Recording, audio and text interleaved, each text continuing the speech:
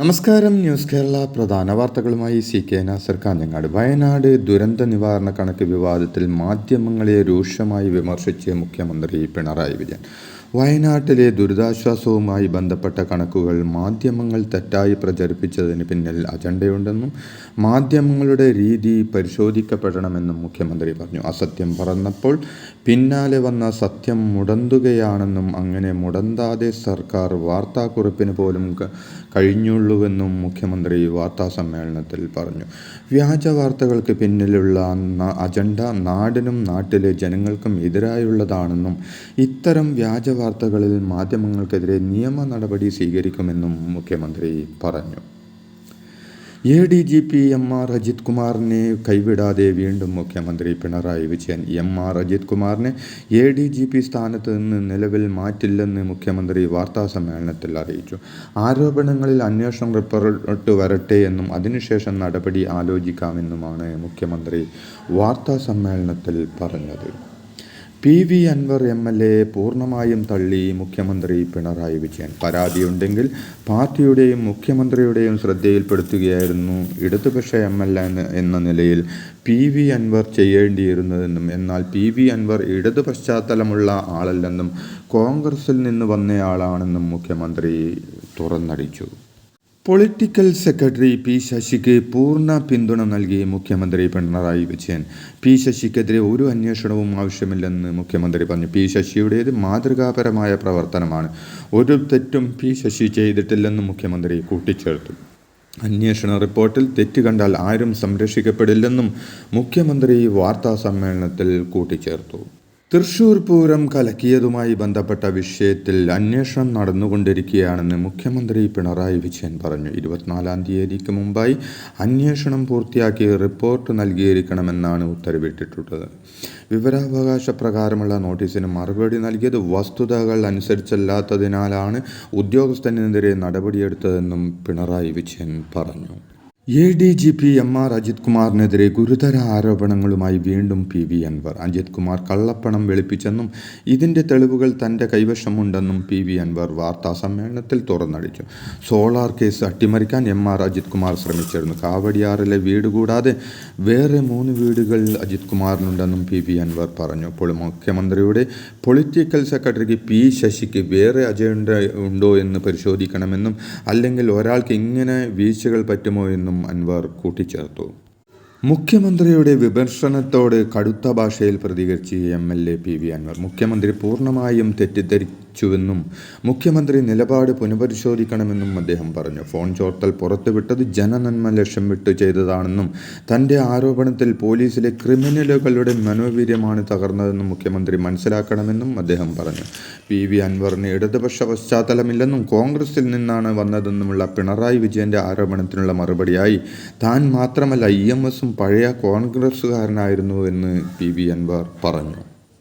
മുഖ്യമന്ത്രിയുടെ ഇന്നലത്തെ വിശദീകരണം തൃപ്തികരമല്ലെന്ന് PK കുഞ്ഞാലിക്കുട്ടി. ഇതൊക്കെ ഒരു വിശദീകരണം കൊണ്ടോ പത്രസമ്മേളനം കൊണ്ടോ തീരുന്ന വിഷയങ്ങളല്ലെന്നും MR അജിത് കുമാറിനെ മാറ്റി നിർത്തി അന്വേഷിക്കണമെന്നും PV അൻവറിൻ്റെ പ്രവേശനം UDF ആലോചിച്ചിട്ടില്ലെന്നും അദ്ദേഹം പറഞ്ഞു.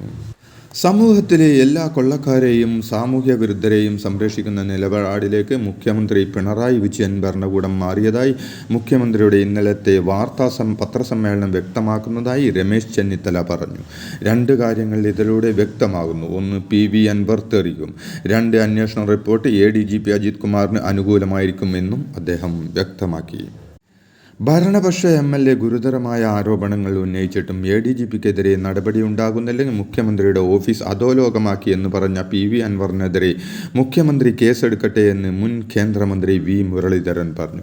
ആരോപണങ്ങൾ തെറ്റെങ്കിൽ മാധ്യമങ്ങളല്ല അൻവറാണ് കേരളത്തെ അപമാനിക്കുന്നതെന്നും അതല്ലെങ്കിൽ മുഖ്യമന്ത്രിയെയും പിണറായിയും ഭീഷണിപ്പെടുത്താവുന്ന തെളിവുകൾ അജിത് കുമാറിൻ്റെ കൈവശമുണ്ടെന്ന് സംശയിക്കേണ്ടി വരുമെന്നും മുരളീധരൻ സംശയം പ്രകടിപ്പിച്ചു.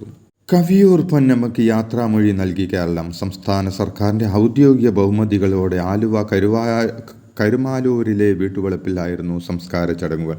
സൂപ്പർ താരങ്ങളടക്കം മലയാള സിനിമയിലെ പ്രമുഖരുടെ വലിയ നിരയാണ് പൊതുദർശനത്തിലും സംസ്കാര ചടങ്ങിലും പങ്കെടുത്തത്. അന്തരിച്ച CPM നേതാവ് MM ലോറൻസിൻ്റെ മൃതദേഹം കളമശ്ശേരി മെഡിക്കൽ കോളേജിന് വിട്ടുകൊടുക്കും. അദ്ദേഹത്തിൻ്റെ ആഗ്രഹപ്രകാരമാണ് കുടുംബത്തിൻ്റെ തീരുമാനം. നാളെ രാവിലെ CPM ജില്ലാ കമ്മിറ്റി ഓഫീസിലും അതിനുശേഷം എറണാകുളം ടൗൺ ഹാളിലും പൊതുദർശനമുണ്ടാകും. ഇതിനുശേഷം വൈകിട്ടാകും മൃതദേഹം മെഡിക്കൽ കോളേജിന് വിട്ടു നൽകുക. ഷിരൂർ ഗംഗാവാലി പുഴയിലെ തിരച്ചിൽ ലഭിച്ച ക്യാബിനും ടയറുകളും അർജുൻ്റെ ലോറിയുടേതല്ലെന്ന് സ്ഥിരീകരിച്ചു. കണ്ടെത്തിയത് തൻ്റെ ലോറിയുടെ ഭാഗങ്ങളല്ലെന്ന് അർജുൻ ഓടിച്ച വാഹനത്തിൻ്റെ ഉടമ മനാഫും സ്ഥിരീകരിച്ചു. പ്രാദേശിക മുങ്ങൽ വിദഗ്ധർ ഈശ്വർ മാൽപെ ഇന്നും തെരച്ചിൽ തുടരുമെന്ന് അറിയിച്ചു. കടയിൽ കയറി അതിക്രമണം കാണിച്ചതിന് CPM തിരുവനന്തപുരം ജില്ലാ പഞ്ചായത്ത് അംഗം വെള്ളനാട് ശശി അറസ്റ്റിൽ. സ്ത്രീകളെയും കുട്ടികളെയും കയ്യേറ്റം ചെയ്തെന്ന പരാതിയിലാണ് ആര്യനാട് പോലീസ് വെള്ളനാട് ശശിയെ അറസ്റ്റ് ചെയ്തത്. ജില്ലാ പഞ്ചായത്ത് അംഗം വെള്ളനാട് ശശി ഉൾപ്പെട്ട കയ്യേറ്റത്തിൻ്റെ ദൃശ്യങ്ങളും പുറത്തു വന്നിരുന്നു. ജോലി സമ്മർദ്ദത്തെ തുടർന്ന് മരിച്ച അന്ന സെബാസ്റ്റ്യൻ്റെ വീട്ടിലെത്തി കുടുംബാംഗങ്ങളെ ആശ്വസിപ്പിച്ച് കേന്ദ്രമന്ത്രി സുരേഷ് ഗോപി. സംഭവത്തിൽ അനീതിയുണ്ടായതായാണ് തോന്നുന്നത്. ഇനി ഒരാൾക്കും ഇങ്ങനെ ഒരു അനുഭവം ഉണ്ടാകരുത്.